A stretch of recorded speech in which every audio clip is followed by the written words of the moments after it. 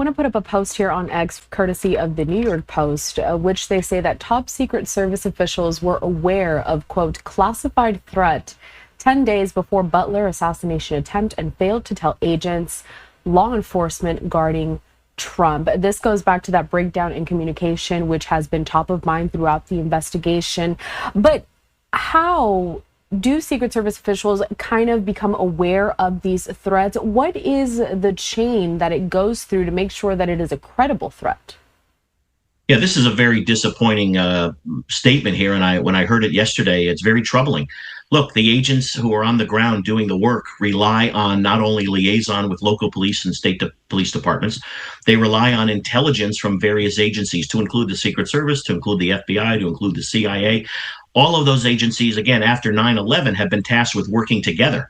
We really didn't work together before 9/11. That was one of the problems there. We've come a long way in the last 24 years, but to hear that information wasn't passed to where it needed to be passed to. Information's nice, but if you can't get it to the customer who needs it, it really doesn't do you any good. So very troubling that somewhere in this chain here, information didn't get to where it needs to get to. I think that needs to be investigated, and we need to figure out why that happened, how it happened, who was involved, and we need to make sure that that certainly doesn't happen moving forward.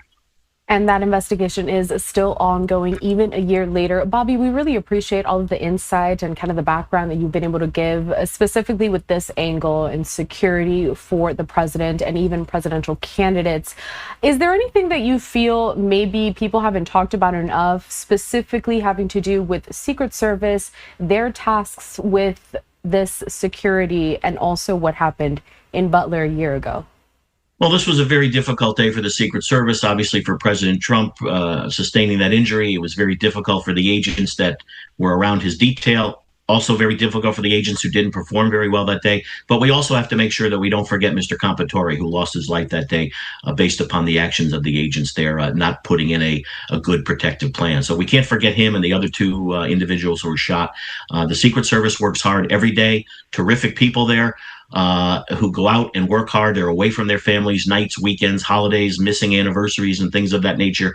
They go out and work hard every day. They need to continue to go out and work hard every day, make sure all the I's are dotted and T's are crossed, and give the protectees of the Secret Service the very best protective apparatus that they can put together.